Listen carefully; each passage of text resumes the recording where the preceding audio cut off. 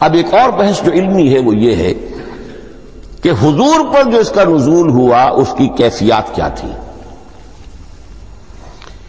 دو الفاظ استعمال ہوتے ہیں، انزال بھی اور تنزیل بھی. ان دونوں میں فرق کیا ہے اس کو نوٹ کر لینا چاہیے. لغوی اعتبار سے جان لینا چاہیے، نزل ینزل کسی کا خود اترنا، نازل ہونا، اترنا.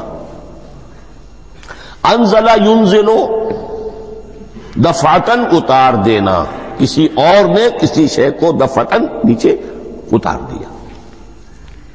یہی مفہوم نزلہ کے ساتھ بے لگ جائے تو آ جاتا ہے، با کے ساتھ نزلہ بہی، یہ اتارنے کے مفہوم میں آئے گا. لفظی ترجمہ یہ بھی کر سکتے وہ اترا اس شے کے ساتھ.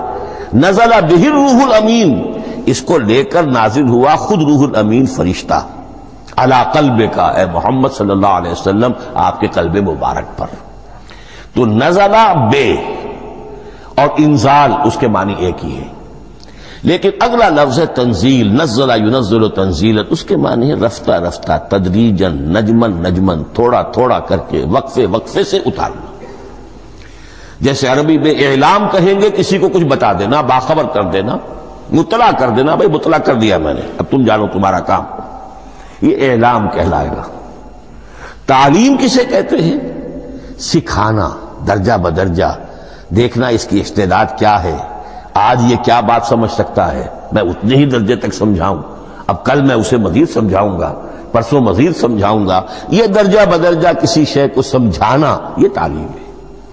تو انزل ینزل انزالا یہ ہے اتار دینا دفعتن، اور نزل ینزل تنزیلا یہ ہے تدریجاً اتارنا.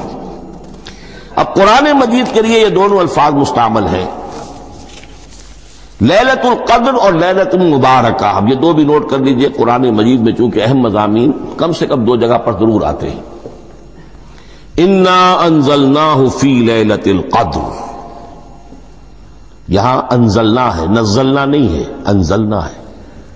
ہم نے اتارا اس کو لیلۃ القدر میں.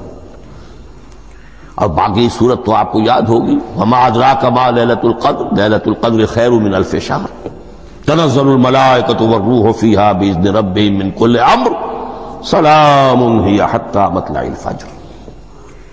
لیکن یہ اہم مضمون قرآن مجید میں دوسری جگہ بھی ہے. سورہ دخان کے شروع میں فرمایا حامیم والکتاب المبین انا انزلناہ فی لیلۃ مبارکۃ انا کنا منذرین فیہا یفرق کل امر حکیم امرا من عندنا انا کنا مرسلین رحمتا من ربک انہ هو السمیع العلیم.